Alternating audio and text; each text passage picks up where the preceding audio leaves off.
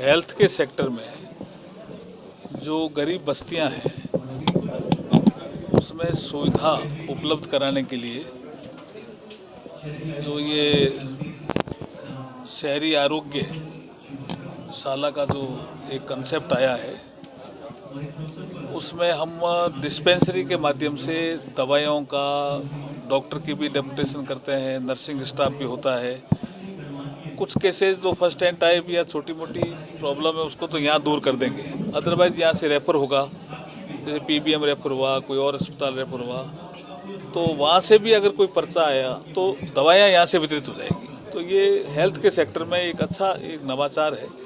अभी सीएमओ साहब मुझे बता रहे थे कैसे 17 शहरी आरोग्य केंद्र खोले गए हैं जिससे सुविधाएं भी खूब अच्छी तरह से मिल रही है। हेल्थ के सेक्टर में हम इम्प्रूव करें।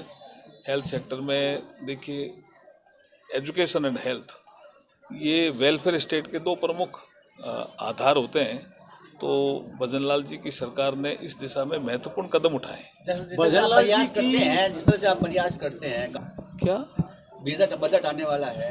बजट तो विषय तो गुप्त रहता है ना, बजट तो दिल्ली चुनाव लगातार आरोप प्रत्यारोप हो रहे हैं, गृहमंत्री भी आरोप लगा रहे हैं, उधर केजरीवाल भी आरोप लगा रहे हैं।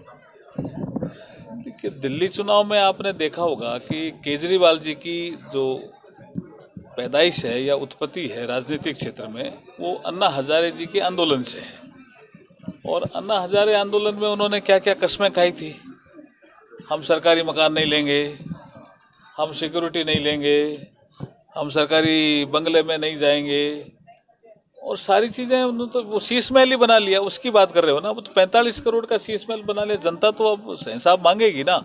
तो कथनी और करनी में भयंकर अंतर आ गया केजरीवाल जी के, इसलिए उनकी पॉपुलैरिटी गिर गई।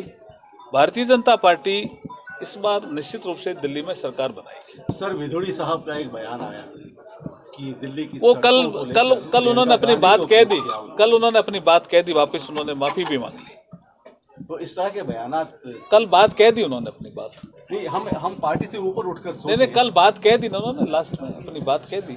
अच्छा, दवाइयाँ नहीं मिल पाती, आरजीएस सीजीएस के जितने भी इलाज जिनके कार्ड बने हुए वो भी नहीं हो पाते, चाहे वो आरजीएस का मामला हो चाहे सीजीएस का मामला हो। हेल्थ डिपार्टमेंट में देखा, देखिए अभी यहाँ 130 तरह की दवाइयाँ मैं ही अभी देख के आया हूँ। मैंने इनको कहा आप इम्प्रूव करोगे क्या, तो इन्होंने कहा 430 तरह की दवाइयाँ मिलने लग जाएगी। इसका मतलब सुधार तो हो ही रहा है। सर एक आखिरी सवाल है, भजनलाल सरकार की आपने तारीफ की, उन्होंने कई नवाचार किए, आपने बीकानेर की एविएशन की फील्ड में शुरुआत की है नवाचार। देखिए इंडिगो की सेवा बीकानेर और दिल्ली के बीच में चले, इस दिशा में लंबे समय से हम प्रयास कर रहे थे और वो प्रयास सफल हुआ। अब 7 फरवरी से रेगुलर इंडिगो की सेवा दिल्ली और बीकानेर के बीच में रहेगी। सर अभी दिल्ली और बीकानेर के बीच में एविएशन आगे फिर इसको बढ़ाएंगे। अभी देखिए इंडिगो आना ही अपना आप में बड़ी बात है ना।